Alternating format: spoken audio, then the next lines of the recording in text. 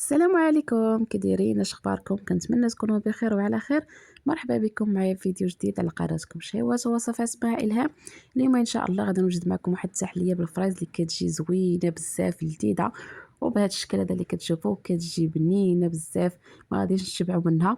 وهذا هو الموسم ديال الفرايز، نستغلوا الفرصه ونوجدوا به تحليات بحال هكا زوينين ولذاذ بزاف. تبعوا معايا الفيديو حتى للاخير نشوفوا مجموعين الوصفه والطريقه. غادي ندوز في الاول باش نوجد الكولي ديال الفريز اللي غادي نحتاج فيه واحد الكميه ديال الفريز. انا هنايا استعملت تقريبا اكثر من رابعه ديال الفريز. غنضيف ليها السكر اللي كيبقى على حسب الذوق، وغادي نضيف لها واحد 4 كاس ديال العصير الحامض، وغادي نديرها فوق النار ونخليه حتى كتغلي لينا على هاد الطريقه. ونحاول نزول هذيك الرغوه اللي كتكون ليا من الفوق على هاد الشكل، وغادي نخليه حتى كيغلي ليا مزيان. نخليه كيغلي تقريبا واحد من 5 دقائق حتى ل10 دقائق، ومن بعد كنزولو. الكولي ديالنا من بعد ما طاب غادي نديرو في الخلاط الكهربائي وغادي نطحنو مزيان، ومن بعد غادي ندوز باش نصفيه، باش نزول دوك الحبيبات كاملين، دوك البذور اللي كيكونوا عندنا في الفريز باش ما يبقاوش يبرزطونا في الماكله.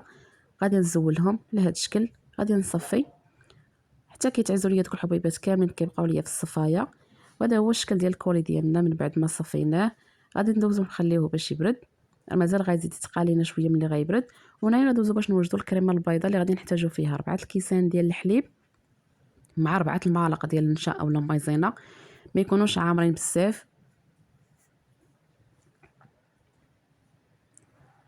غادي نضيف 4 المعالق ديال النشا كيف ما قلنا، ما يكونوش عامرين بزاف. ومن بعد غادي نضيف 4 المعالق ديال السكر. بطبيعه الحال السكر كيبقى على حسب الذوق، تقدروا تزيدوا اولا تنقصوا، كيبقى على حسب الرغبه ديالكم.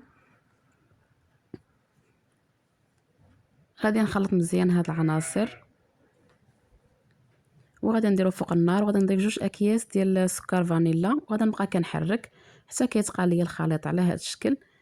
ومن بعد غندوز باش نفرغوه في الكويسات باش يجينا داك الشكل المائل. انا درت الكويسات بحال هكا في زليفات، حطيتهم في زليفات وكنتكي الكاس باش يجيني داك الشكل المائل، وكنفرغ الخليط تقريبا بحال هكا، كنعمر نص ديال الكاس وكنفرغ الخليط. هذا هو الشكل ديال الكويسات ديالنا. غادي بالماء حتى كتشد لينا الكريمه في راسها مزيان. عاد كندوز كندير الكولي في الجهه الثانيه اللي بقات ليا خاويه، كنهز بحال هكا غير بالمعلقه وكنعمر هذيك الجهه اللي بقات خاويه. هذا هو الشكل ديال التحليه ديالنا بعد ما وجدات. انا زينتها بدوك الطريفات ديال الفريز وكندخلوها للثلاجه ساعه، المهم على حسب الوقت اللي عندكم. دغيا كتبرد كتجي زوينه بزاف، كتجي لذيذه ما تشبعوش منها. داك الكولي ديال الفريز كيجي زوين بزاف مع ديك الكريمه، كيجي بنين بزاف. كنتمنى انكم تجربوها وتردوا عليا، وما تنساونيش من الدعم ديالكم، وبالصحه والراحه.